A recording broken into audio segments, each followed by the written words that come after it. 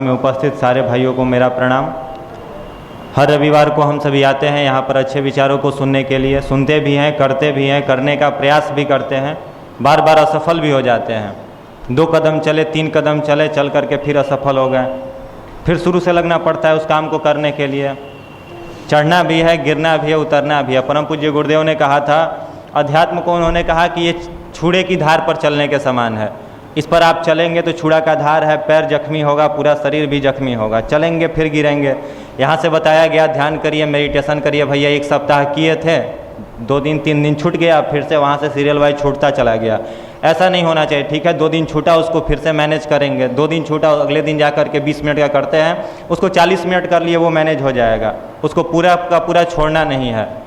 मित्रों, हमारा जो ये मन होता है, आज के समय में सबसे बड़ी जो समस्या खड़ा कर रहा है वो हमारा मन कर रहा है। सिर्फ हमारा ही नहीं, पूरे समाज और पूरे विश्व का। किसी काम में मन नहीं लगता है। कारण क्या होता है किसी काम में मन नहीं लगने का? आपने अपने प्रैक्टिकल जीवन में ही देखा होगा कि अगर हम लोग रात में सोते हैं और ये मन बना करके सोते हैं कि सुबह में हमें 4 बजे जगना है, अपनी पढ़ाई शुरू करनी है, 5 बजे से अपना रूटीन फॉलो करना है हमें, लेकिन अगले ही दिन क्या होता है, हमारी नींद ही नहीं खुलती है और हम जगते ही हैं। 4 बजे जगना था तो 6 बजे 7 बजे जगते हैं, वो भी अलार्म लगा करके जगते हैं। अलार्म तो बजा था नियत समय पर 4 बजे, बंद रहो अभी उठेंगे 6 बजे। अलार्म बजा लेकिन हमने उसे बंद कर दिया, हम सो जाते हैं। वही अगर हमारी हॉबी है, मन है पूरा क्रिकेट खेलने में, फुटबॉल खेलने में, हमने 4 बजे अलार्म लगाया है लेकिन हमारी नींद 3:30 बजे 3 बजे ही खुल जाती है।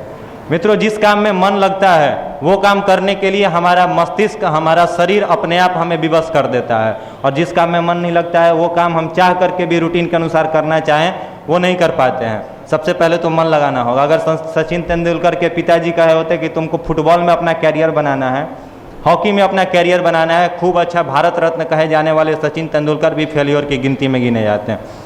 मन लगा किस चीज़ में? मन को पहचान लिया, इसमें मेरी मन लग रही है, इसको करेंगे।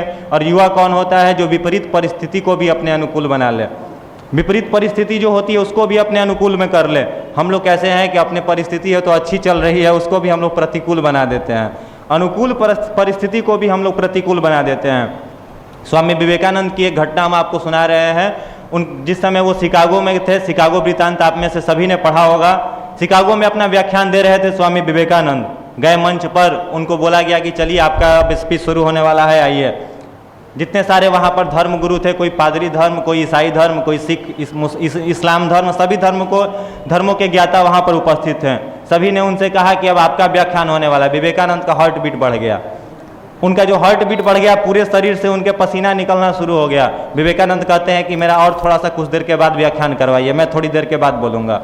जिस विवेकानंद को हम लोग अपना यूथ आइकन मानते हैं, उनके जन्म दिवस को हम लोग युवा दिवस के रूप में मनाते हैं, वही विवेकानंद कहते हैं कि मेरी व्याख्यान, मेरा स्पीच जो होगा कुछ देर के बाद होगा। लास्ट में इनका स्पीच रखा गया और एट्रेंडम इनको बोला गया कि तुम्हें 0 के ऊपर अपना व्याख्यान देना है। सभी पादरी, सभी धर्मों के जो गुरु थे वो लोग हंसने लगे। लो, हम लोग तो इस्लाम पर अपना व्याख्यान दिए, सिख पर दिए, मुस्लिम धर्म के ऊपर दिए, अब ये 0 के ऊपर क्या बोलेगा? गया एक ईसाई धर्म का या फिर किसी धर्म के थे, वो जा करके उनसे कहें कि अच्छा आपको 0 का टॉपिक दिया गया है, आप इस पर कितना देर तक व्याख्यान दे सकते हैं? स्वामी विवेकानंद ने कहा, जब तक मेरे शरीर में खून का एक बूंद है, मेरे मुंह से लगातार इसके ऊपर व्याख्यान निकलता चला जाएगा। ऐसे थे स्वामी विवेकानंद। प्रतिकूल परिस्थिति को अपने अनुकूल बना ले रहा। ज्ञान बहुत ज़्यादा था क्या? एक बार की घटना है, स्वामी विवेकानंद जिस समय बचपन में थे, सीढ़ी पर से गिर गए। घर में खेल रहे थे, सीढ़ी पर से गिर गए, उनका जो सिर था वो फूट गया। सिर फूटने के बाद बहुत सारा खून उनके मस्तिष्क से निकल गया, यानी बहुत खून गिरा, उनका मस्तिष्क थोड़ा सा कमजोर हो गया। जिस समय वो शिकागो जा रहे थे, उसके कुछ दिन पहले ही जब पता चला, रामकृष्ण परमहंस को किसी ने बताया कि स्वामी विवेकानंद का बचपन में एक एक्सीडेंट हुआ था जिसमें इनका मस्तिष्क फट गया था, बहुत सारा खून गिरा था, मस्तिष्क इनका कमजोर हो गया था। रामकृष्ण परमहंस ने कहा कि वो उसके लिए ठीक ही हुआ था। अगर इसका मस्तिष्क फूटा नहीं होता तो ये अपने युवापन के दम पर पूरे ब्रह्मांड में आग लगा देता। इतना ज़्यादा पावरफुल इसका मस्तिष्क। सोचिए, मस्तिष्क फूटने के बाद, मस्तिष्क फूटा, कितना सारा खून गिरा मस्तिष्क से, फिर भी मस्तिष्क कितना मजबूत उनका था कि गुलाम देश भारत से जाकर के शिकागो में अपना झंडा गाड़ के आए। तब ना हम लोग 12 जनवरी को युवा दिवस मनाते हैं। हम लोग सोचे हमारे भी जन्मदिन पर युवा दिवस मने, कौन मनाएगा? अपने मस्तिष्क कितना कमज़ोर है और इस मस्तिष्क को और कमज़ोर किए जाते हैं। कैसे करते हैं? कई सारे अनैतिक तरीक़ों से मस्तिष्क को कमज़ोर करते हैं। इंटरनेट का हो गया, अश्लील साहित्य पढ़ करके, दोस्तों के साथ गपशप करके, फेसबुक व्हाट्सअप चला के, तमाम मीडियम के माध्यमों के द्वारा अपने मस्तिष्क को हम लोग डिप्रेस और बर्बाद कर रहे हैं। कभी भी विवेकानंद बनने का अगर इस रूप में ख्याल देख रहे हैं कि हम बन जाए, तो ये कतई संभव नहीं है। वास्तविक अध्यात्म, स्पिरिचुअल साइंस, वैज्ञानिक अध्यात्म को अपनाएं, जीवन हमारा निश्चित रूप से सफल बनेगा। बहुत समय नहीं लेते हुए हम अपने बीच में हमारे बड़े भाई हम